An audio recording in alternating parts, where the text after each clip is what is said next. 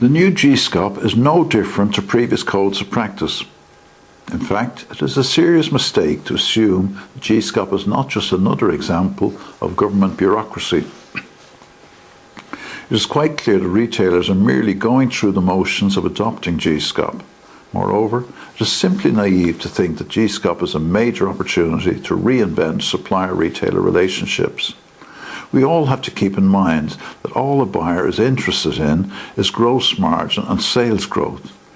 I would be lying to you if I said that deep down retailers do not feel bullying works. We really believe that fair share relationships are impossible in the current economic climate, and legally enforceable supplier-retailer contracts are unnecessary. It is unwise to think you always need to keep everything in writing in dealings with big companies.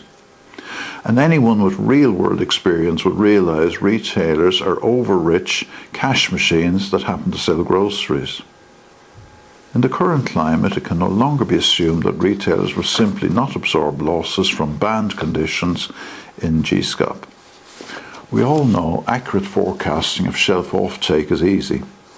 Only naive cams will assume retailers will simply pay compensation on demand for over-ordering.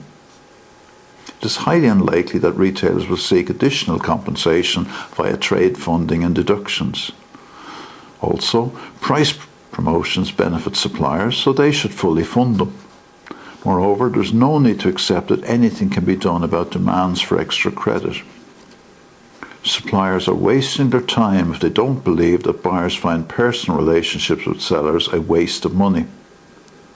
It is not correct to say that buyers do not prefer to delist on a whim, knowing full well suppliers are too timid to enforce agreements.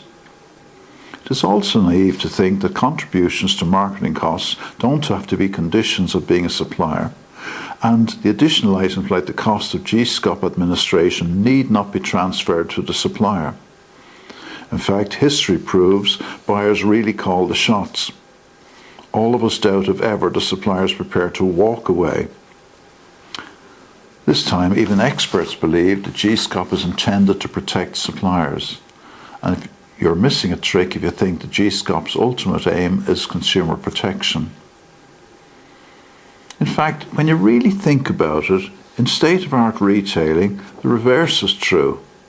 The GSCOP's ultimate aim is consumer protection, and you're missing a trick if you think that GSCOP is intended to protect suppliers.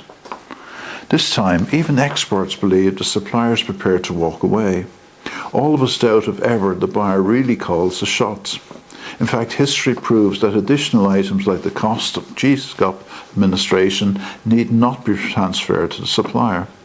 And the contributions to marketing costs don't have to be conditions of being a supplier.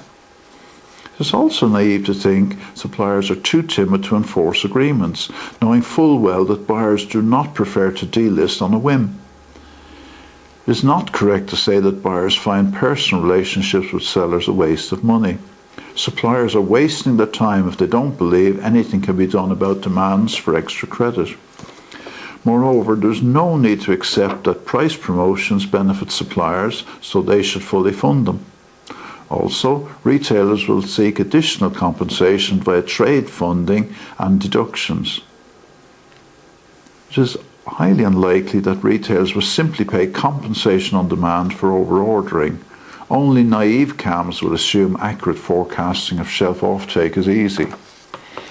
We all know retailers will simply not absorb losses from banned conditions in GSCOP. In the current climate, it can no longer be assumed that retailers are over-rich cash machines that happen to sell groceries. And anyone with real-world experience would realise you always need to keep everything in writing in dealings with big companies. It is unwise to think that legally enforceable supplier-retailer contracts are unnecessary, and fair share relationships are impossible in the current economic climate. We really believe that deep down, retailers do not feel bullying works. I would be lying to you if I said that all a buyer is interested in is gross margin and sales growth. We all have to keep in mind that the GSCOP is a major opportunity to reinvent supplier-retailer relationships, Moreover, it is simply naive to think that retailers are merely going through the motions of adopting GSCOP.